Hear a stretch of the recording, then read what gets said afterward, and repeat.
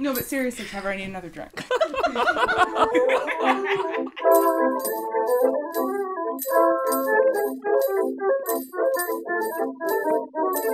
Hello and welcome to Witch Please, a fortnightly podcast about the Harry Potter world. I'm Marcel Cosman. I'm Hannah McGregor. I'm Neil Barnholden. And I'm Trevor Chow Fraser. And this is a hippogriff baby.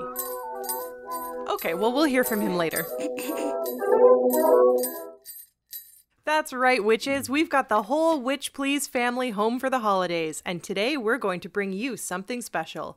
A detailed book-by-book analysis of how Hogwarts celebrates the holidays, accompanied by some liberal consumption of non-dairy eggnog-like beverage and a few jingle bell sound effects. Ching, ching, ching, ching. Oh, wait, no, I have dialogue. Yeah. But before we start what will surely prove to be an exhaustive analysis, let's get all our sugar plums in a row in the sorting chat. I want to start off by saying that, Hogwarts has this amazing aesthetic capacity to capture all of my most, Dickensian Christmas fantasies. There's something about the pre-existing setting of Hogwarts that makes it feel extra special Christmassy. No, I hear what you're saying. It reminds me of in versions of A Christmas Carol when they do Christmas past, right? The previous Christmases where everyone is having a good time and they're all quite drunk. But I mean, it's Dickens, so it's not too surprising. But yeah, there's something about that kind of warmth, that things are festooned with things. Yes, it's so good, yeah. Lots and the ghosts. You're thinking of the ghosts, obviously. Yeah, also the fact that it is haunted. Haunted. Like any true Christmas story, Trevor says. There's also a lot of candles, which you can't really do in real life without burning shit down. But in a magical world, it can be all candles all the time. Oh yeah, every time I try to float candles in the air, they just fall down and spill wax all over the place, and Hanukkah's ruined. So we often like to set the scene for where we're recording. So we are actually recording this in the home of Marcel and Trevor and baby hippogriff and several cats. It is the home of several cats. Wow. It is lovely. It's very festive in here. It's very warm. Oh, we have, guys, I'm out of rum. It's a real bummer. Okay, while I'm setting the scene, I want Trevor to make me another rum and eggnog. Well, I'll just grab it from that cabinet that just appeared. Oh. That's like a Chow Fraser Cosman-sized liquor cabinet for sure. Trevor, when did we get that huge cabinet? I guess I'll just open that door and see what's on the other side. Whoa, look at that. There's something behind all of the multiple liquor bottles inside this cabinet. Is it Narnia? It probably is. Guys, let's go to Narnia.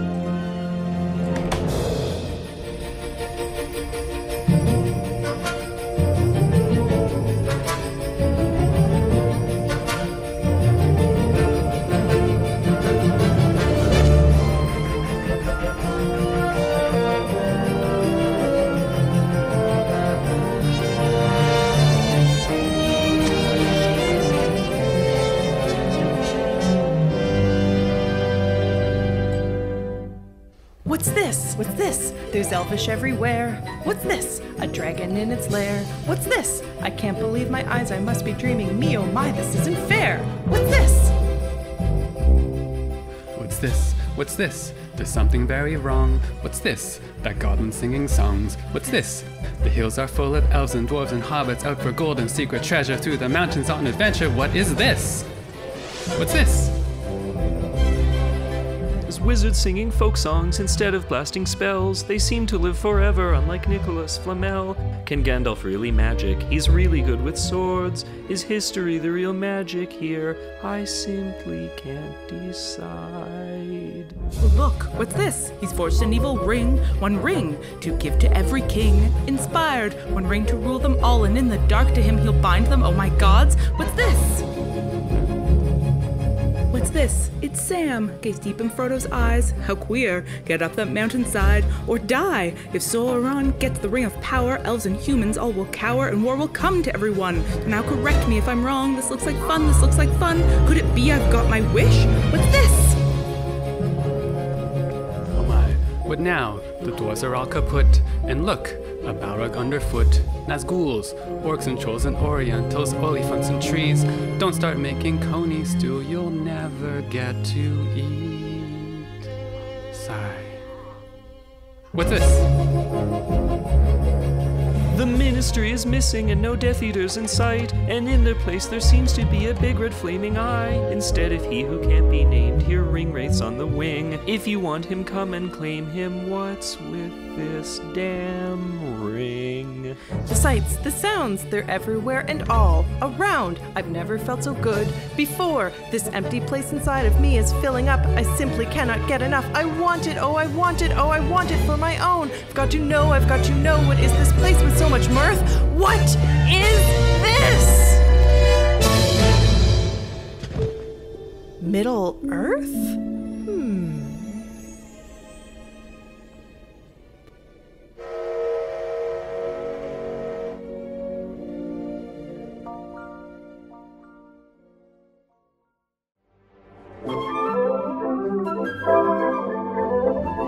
Hello and welcome to Tolkien Female Characters, our semi-monthly podcast about the representation of women in the works of Tolkien.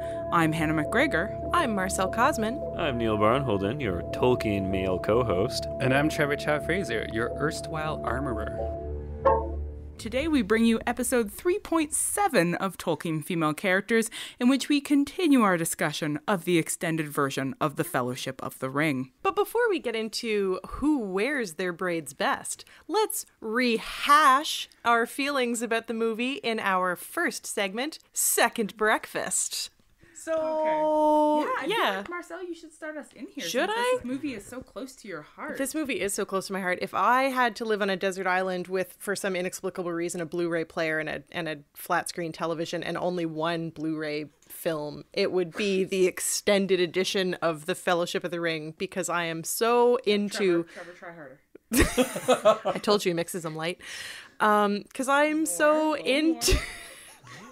Because I am so into the... Oh my god, burn it to the ground. I know that we're talking about the Fellowship of the Ring, but really, the key culinary moment in the whole series comes in the next one. Don't do it. And I know... I can't stand it. I can't stand it. Oh my god, I can't believe you brought it up. I'm still so upset that after what is probably months of traveling and eating nothing but fucking lembas bread, Gollum gets some goddamn rabbits, and Sam is going to make a brace of coney stew, and he makes this delicious looking coney stew. And then they never get to eat it because, like, goddamn Faramir shows up and is like, I need to prove something to my father. So you guys are coming with me. So we were just rewatching Fellowship of the Ring this morning and thinking through, like, I have this place in my heart for Ian McKellen's OPS. That's baby weighing in. I have this place in my heart for Sir Ian McKellen's portrayal of Gandalf that is not matched by my fondness. Like, I like Sir Ian McKellen fine, but I don't love him. And I like Gandalf in the books fine. I don't love him. But I love Gandalf in these movies. I want him to be my brother, teacher, dad, friend. Just everything. I want to be him. Like, I would really like to be him when I grow up, if I could manage that somehow. And we were talking about how part of it is the kind of wizard that he is. That there is something like he's sort of a scholar wizard, right? We have that great scene of him doing research. Yeah, I really appreciate the fact that Gandalf hits the books when he starts to suspect that something is going on with the ring. There's that whole scene of him reading the primary documents that tell the history of the ring. And I just think that's great. He really does the research. It's very exciting and interesting. Yeah, you might say that he's not just a conjurer of some cheap conjecture. That was Neil's joke earlier. I totally just stole Neil's joke. Look, it's all fair game in the writing room, people. You're just a thieving hobbit, Marcel Cosman. True. I ain't been thieving no lines, sir. Terrible. It's not even funny. It's not even. Never mind. It's not even. I don't know what I'm doing. I need another drink. If we're talking about our feelings of who we'd like to grow up to be in Lord of the Rings, then like 100%, it's Strider. for me. It's not even Aragorn. It's the guy who's like lost in the wilderness, completely in control of the wild. And he can see in the dark. That long, luscious, greasy hair. Yeah, one of the really unfortunate things about this film adaptation is that we really only spend like 30 seconds with Strider, and then he turns into like descended King Aragorn, which is like not nearly as interesting or sexy, to be honest. Yeah, one thing that I really like about the movies in particular is that they really give off the feel of a whole secondary world that's consistent in and of itself, and that has this whole rich kind of world without reference to our world directly. It's all sort of allegorical. I mean, that's because it was shot on location. Yeah. In the Southern Hemisphere. Yeah, exactly. In Middle Earth. A bizarre other world that I have no experience of. I mean, it's really expensive airfare. Yeah. Oh, absolutely, absolutely. I actually did really want to know why Marcel loves this movie. I'm not joking when I say that the sweeping landscape shots I'm really into. To be honest, I think of the trilogy, The Two Towers is my favorite, so we'll talk about that when we get to the Two Towers film. But I prefer to put on the Fellowship of the Ring when I just want something in the background, like if I need to do other things like clean the house or like, I don't know, like nurse a baby for 10 hours in a day. Something like that. Like I like having the Fellowship because, first of all, it takes 10 hours and you get introduced to the majority of your major characters, which is really nice. You get to see Rivendell. You get to see Gimli and Legolas duke it out. They're not really buds yet, which is super. But I think the real reason is because I would love to live in the Shire. I think deep in my heart, like, I'm a hobbit. If I was going to be a character from Lord of the Rings, I would obviously be a hobbit. Oh, yeah, me too. I really felt like I came home to fantasy as a genre when I saw the representation of hobbits. And I was like, what? There's room for short, fat people with curly hair in fantasy novels. At last. And hairy feet. And Don't forget your hairy feet, my Hannah. hairy feet. My strong fondness for eating just like really carb-heavy meals. I'm very into ale. And smoking pipeweed. I love pipeweed. I just like to, like, on a Saturday night, all I want to do is just like sing some thumpy folk songs with my friends in a tavern. Like, it's just perfect. It's really perfect. And so Neil read out loud to us as we were prepping today this letter that J.R.R. Tolkien wrote, where he is explaining the metaphorical relationship of the Shire to the rest of the world.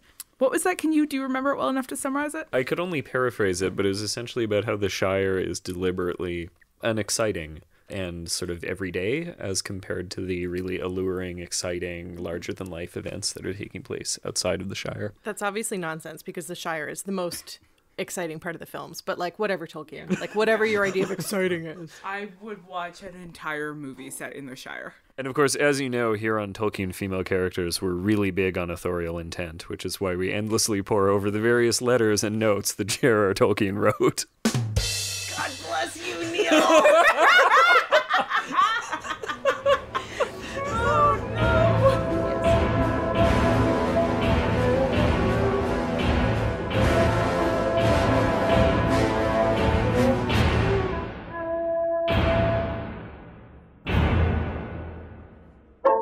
Grab your dragon fireworks and put on your furry feet because it's time for Conjurers of Cheap Tricks, our discussion of the special effects and film techniques of the Lord of the Rings movies. And I think that we need to start with a really urgent question that I think Trevor had, which is, how do they make the hobbits smaller than humans? How do they make the hobbits smaller than humans? That's what I want to know.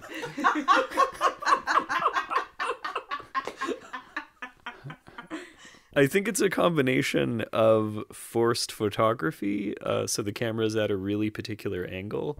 So it sounds like slave labor or something. Well, I mean, machines.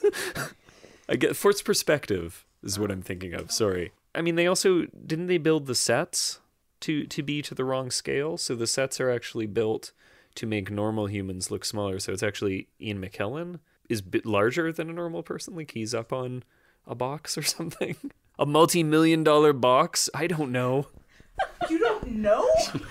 What if in the darkest timeline, Neil doesn't know anything about how films work? And only the baby knows. One of the things that I find the most impressive about these films, and especially about this first one, is the way that they so spectacularly make the size difference between two actors who are relatively similar heights seem astounding, right? Like Gandalf looks enormous and all of the hobbits look regular sized until you take the hobbits out of the Shire, and then all of a sudden Gandalf is regular sized and the hobbits look like children, you know, as Aragorn says in the second movie, which we're not talking about yet. Apparently that one really is my favorite because I keep wanting to talk about what happens in that movie. The other really notable thing about special effects in this movie is how there's a wizard battle between Gandalf and Saruman. But there's no like splashy effects of fire and like lasers blasting and explosions. It's all unseen, invisible force that they're like knocking back and forth, which is really effective. And they'll get knocked down and there'll be a cut, but you can't see where it came from. Yeah, exactly. They don't have wands. They have staffs. They have giant staffs. That's like a man's wand, you know. As you know, listeners, I'm really into like thinking about camera angles and shot lengths, sort of famously into shot lengths.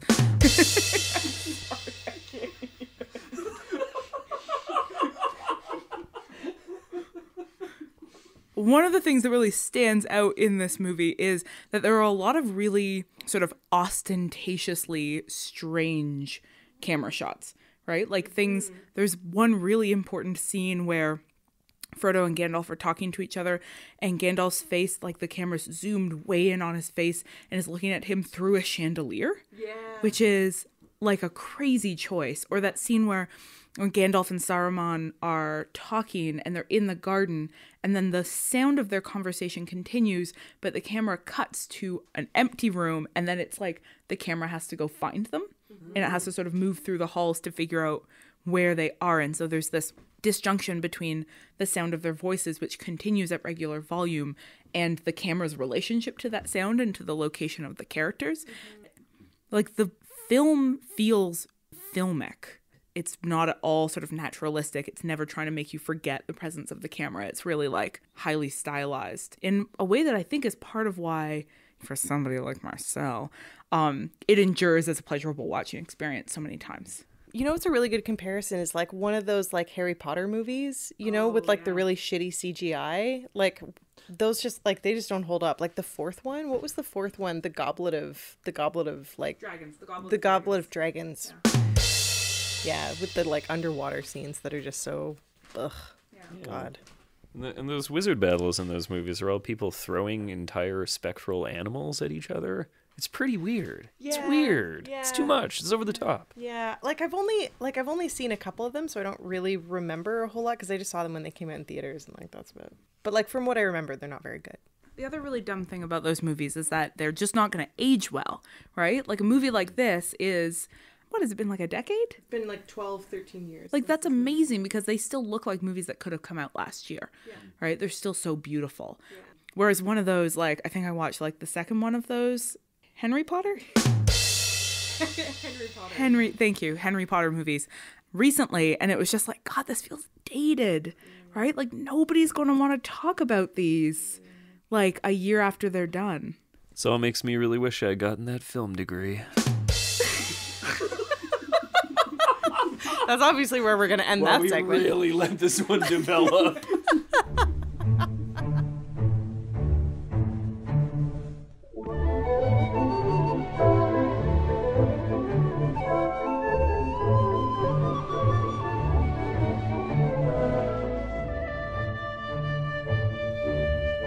What's that in the distance? Is that a reindeer? Is it some sort of Hanukkah tree? I guess it's time to answer the question, what do your elf eyes see? Our segment on homoerotic tensions in Tolkien's oeuvre. So obviously this section being named after the clear homoerotic relationship between, I mean, just Legolas and every other character who's proximate to him at any time. Yes. You know, that's the relationship that we spent a lot of time talking about. But I want to branch out a little bit and talk about a homoerotic relationship in the films that I don't think gets discussed much because it's buried pretty deeply. but it's Sam and Frodo. You guys notice how deeply buried that particular homoeroticism is? I don't see it, Hannah. What are you talking about? Okay, so like we already know that elves in the series are a metaphor for women. And so I think we need to consider first Sam's excitement and delight over the idea of going to Rivendell to see the elves, right? Like Sam really wants to see elves because he's obviously never seen a woman before. So I think what we need to do is understand first that he is a character who's only ever experienced men. And so his love is like a pure and profound love for men already. And elves, again, which are a metaphor for women, are just the sort of mystical other that he has yet to experience. Also, I like to point out, since we really like to bring in, research to this podcast, according to the end of Return of the King, Sam does come back and have an exceptional 13 children with that hobbit lady. A character who's so important that she actually only appears in that last part of Return of the King where it's explained that they had many children. So, I'd just like to point out that pretty much totally refutes this whole thing. But if we return to Tolkien's intentions with the series, I think what he really meant to do with female characters like Rosie is sort of set them up as symbols that stand against the kinds of eroticized adventuring that Sam and Frodo do throughout the rest of the movie, right? So there's this way in which the wider world is a world for men. The wider world of adventure is a world in which men move, and the women obviously belong only in the domestic sphere, which is the Shire, right? And they're strongly affiliated with, eating, sleeping, and begetting. What were those? Tolkien's big three major life activities. And so it's also just a sign of Sam's sexual maturation, right? There's sort of this implication that being out in the world, having your sort of homosocial period of adventure is something that you get over eventually, and then you go home and you stop having fun and you beget 13 children. This conversation actually really reminds me of one of the things that Peter Jackson's adaptations do that really trouble me. And what he does is he seems to try to empower the female characters from Tolkien's books.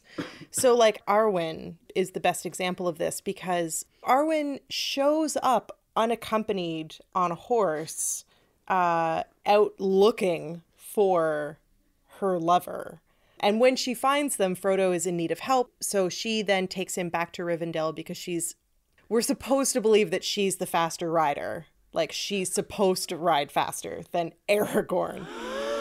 But so in the books, that's her father, which makes infinitely more sense, right? Like it makes so much more sense that he would be out riding around while she was at home waiting for this man who she loves to like come and visit her on occasion or like whatever. I don't know what their situation is. I don't really remember. But I mean, they're both elves. So they're both basically women. So I feel like your analysis is falling apart there. I hear what you're saying, Trevor, but even within the metaphor, you need to have things that are realistic and you need to have things that are like fantastic. Okay. And I think we can all agree that like an unaccompanied lady, like riding around on a horse is just, it's lewd.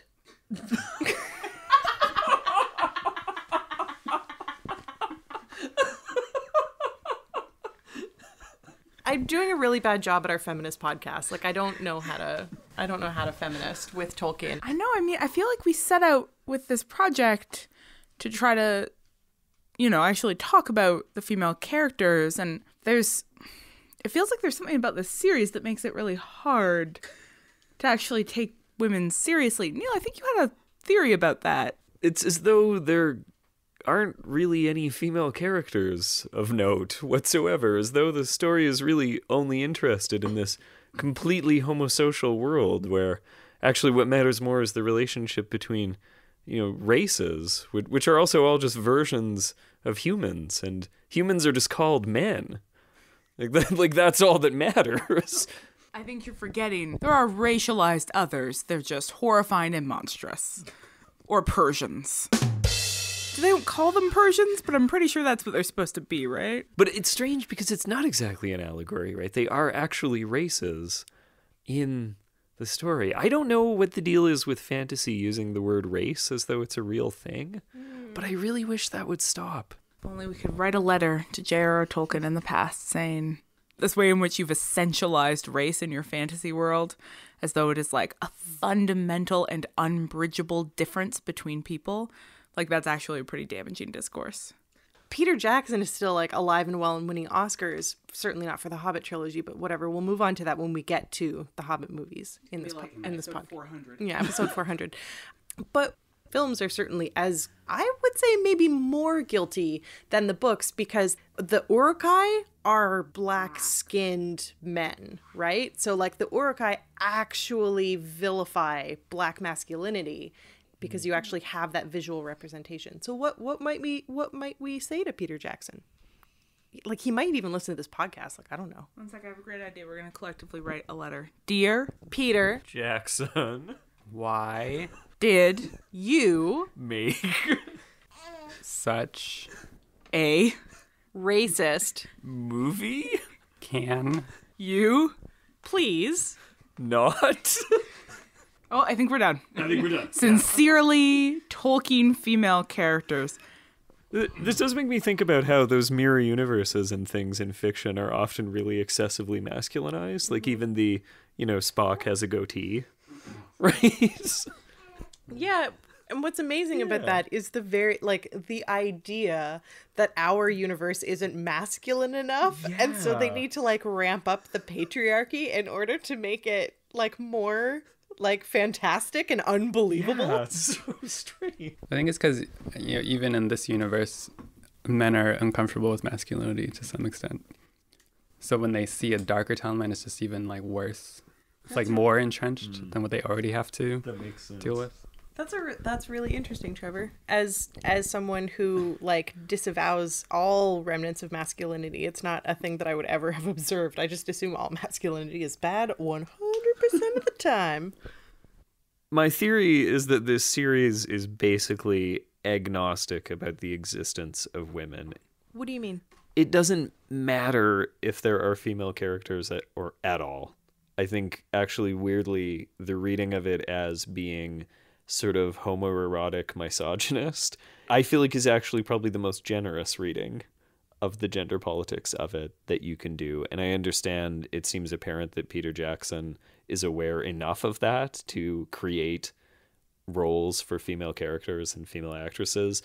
I mean, I don't really think it works 100%. I think basically if these movies were more connected to our real world, that would come across as incredibly disturbing and strange. I think it's the allegorical mode that lets it get away with it. Geez, Neil, I don't know. That's really interesting. Are you suggesting that women might be able to play a stronger role in these kinds of stories?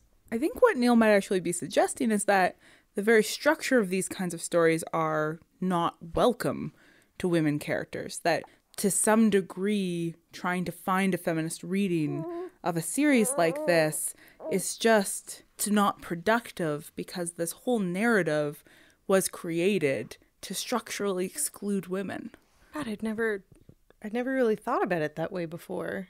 So maybe there's something in the actual form that is antagonistic to me, as a reader. Maybe I deserve more.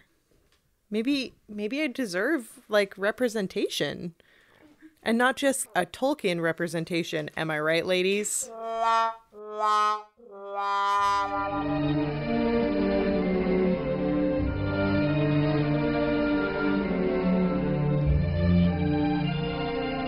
I right?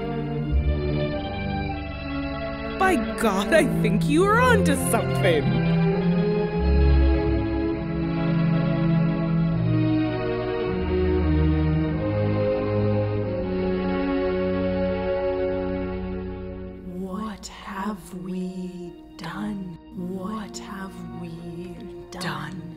How could we read so blind? Listeners lost, where were we? Spoiled all, spoiled all, everything. everything's gone all token. Have we done? What have we done? Cancel the podcast right now. In a million years they'll find it. 12 episodes and a Twitter feed that reads, "Here lies poor wish, please." But we never imagined all these men. Never. And nobody here can see the problem. How could they? That all we ever wanted were some strong female characters. Why does patriarchy ruin everything? Well, what the heck? We did our witch please best, and probably no one else will even listen. That's true. And for a moment, why, we had a film degree guy who explained some interesting details to us. He did. And for the first time since we can't remember when, we felt just like our old witchy selves again. And we are the Witch Please hosts. That's right. We are the Witch Please hosts. Ha ha ha! Can't wait until 2016, cause we've got some new ideas that will extend the podcast run. And by God, we're really gonna give it all our might. Uh-oh. We hope there's still time to set things right. That was perfect. I want to listen to it. I don't want to think about it again. It was perfect. In honor of this very special, deeply surreal Witch Please holiday special, we're going to add one last segment, which I have titled Epic Wizard Rap Battle.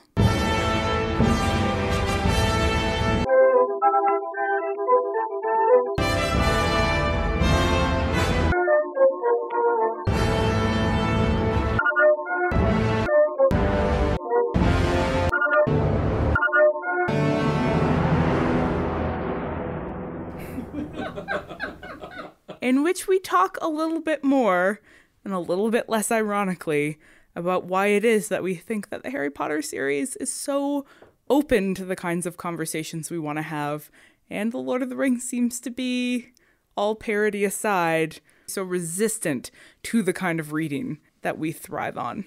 And it's a question that we have been asked by the good people who have interviewed us in the past, but I'm really interested in hearing what Neil and Trevor have to say on the topic, because they've never had to answer that question. That makes me think about the live show and how we were talking about how, without believing that Harry Potter is necessarily a feminist text, that it is hospitable to feminist readings, that it's possible to recuperate it in a feminist way without struggling against the overwhelming trend of the text. And I think when you look at Lord of the Rings, you can see what a text looks like that, not out of sloppiness or lack of thought, doesn't have that same ability to be looked at that way. So I think basically it's that the texts themselves have a different relationship to gender entirely, I would say. And I do think it's because Lord of the Rings is pretty obsessed with race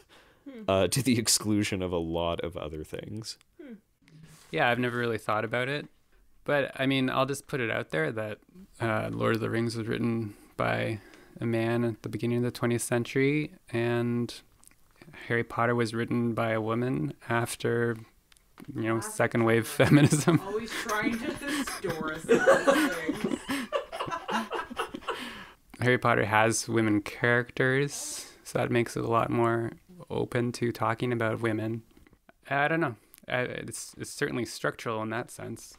I was thinking about that too, Trevor, and how, as much as I hate to essentialize, because I do think it's possible for women to write ludicrous misogynist drivel, and for men to write really well thought out, excellent feminist texts. there does seem to be something in the fact that, like, Tolkien is a man who wrote a book about men for men, and then J.K. Rowling wrote a book that is about a boy who becomes a man and interacts with women and girls. And, like, maybe there's something to that, but, like, I'm really reluctant to, like, make an essentialist argument that, like, women are just more likely to write women. I mean, I don't think it's essential. I don't think it's necessarily, as Trevor was saying on the other side of the room, and so not on mic, I don't think it's necessarily an essentialist argument, which is women are socialized to actually see a much wider range of humans as human, and to see a much wider range of the people that they encounter as possessing interesting subjectivity, whereas it's still possible for a male author today to say that he can't write women characters because he just doesn't understand women. Right? Which is just shocking bullshit, because that's 50% of the human population, and fuck you. You know, especially when, as Neil was saying earlier, especially when that's in fantasy, where it's like you can write space travel but not women. Cool.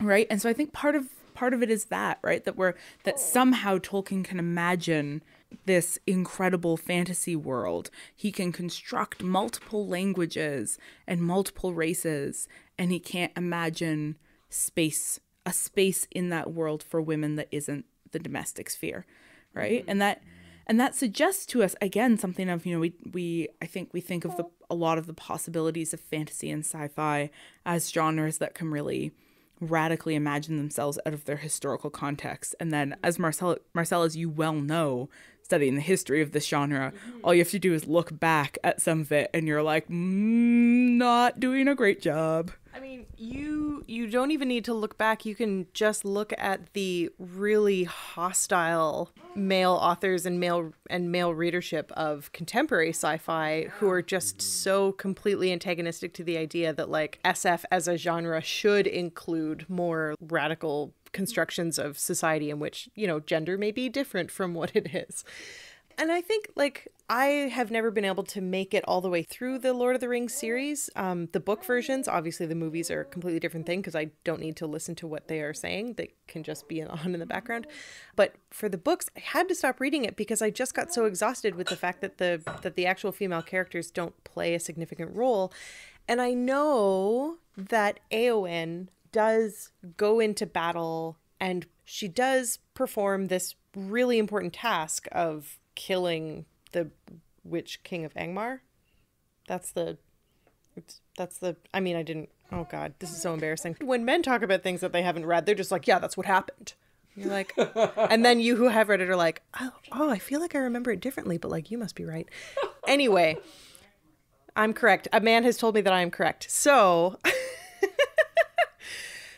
the fact that there's, like, a single female character who plays that role demonstrates that it is possible to imagine it, but you can only imagine it in this realm, like, as an exception, you know? So Éowyn becomes the exception that proves the rule. She is the exception who goes out there into battle, survives, but only then to go back into the domestic. She is unique and special, as opposed to women are capable of fighting in battles. Yeah.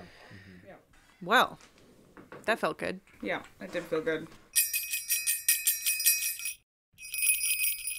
Well, thank God we're back. And you know what? Just in time to say happy holidays to all of our favorite witches. Are you ready? Could do Making Christmas. Mother Fungus, Jordan, Ruth, Q Rainbow, Warrior, and Fun. Or it could be Mother Fungus, Jordan, Ruth, Q Rainbow, Warrior, and Fine. Last Nora, seen and heard Yake, another great etc. You're doing this now. Andrew Brett's just confuses people. Paula Gabriella's Pewter Wolf 13 caveats quorum. Erin, Emily, Ann, Vivinia, Mar, Shameless Edmonton, Aurors, Destiny, Nicole, Zed, Taraf, Rachel, Big Eyes, Matt, Domville, Ifya S, Indigo, hen, holly, dun design. Jessie says, spark lily, smaracuya, fibrous Ruth. Udbuck Flo. Dear Alina, Mick Jack Joe, 1985. MW Boyce, Alicia Ardelian. Mystic Warrior, Sophie Bimlio, Coral Miss Chelsea Chen, Guts Magazine, Zach, Alex Young, Physics Katie, Fritz Lasha, Janie Canuck, Katarina Hoven, The Mirage Child, Dasselge, Savannah Goyette, Lisa or Melissa, K. Meloche to you, Terps Delight, Mal Dalglish, Nemo's Winter, Short to the Point, Proletarian, Arts, Katie Hasenbank, Broken Tape Deck, SM Arbuthnot, It's Just Roar, Emily Hoven, Liba Jen, and Karina Soros. You guys want to sing a chorus with me? Sure. Silver bells, silver bells, it's holiday time in the city. Ring-a-ling, hear them ring, soon it will be holiday time. Beautiful. I've internalized Christmas so deeply into my soul. Thank you all so much for joining us for our Witch Please Holiday Special. If you'd like to hear the rest of our episodes, you can find them at owitchplease.ca or subscribe on your podcatcher of choice. And please join us on Twitter at owitchplease. We love to hear from you. Also, as you may have noticed, there are some phenomenal songs in this episode that were adapted from very real songs written and composed by Danny Elfman from The Nightmare Before Christmas. If you would like to see our spectacular lyrical adaptations, we have posted the lyrics up on our blog, owitchplease.ca, so you can listen and sing along. We'll be back in the new year with another episode of some variety. Who even knows what we do here now? But until then, later, witches!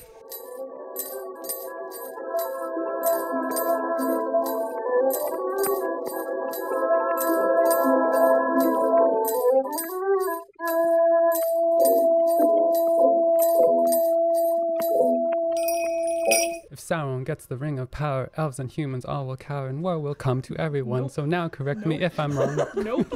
Nope, you wrote it. Why can't you sing it?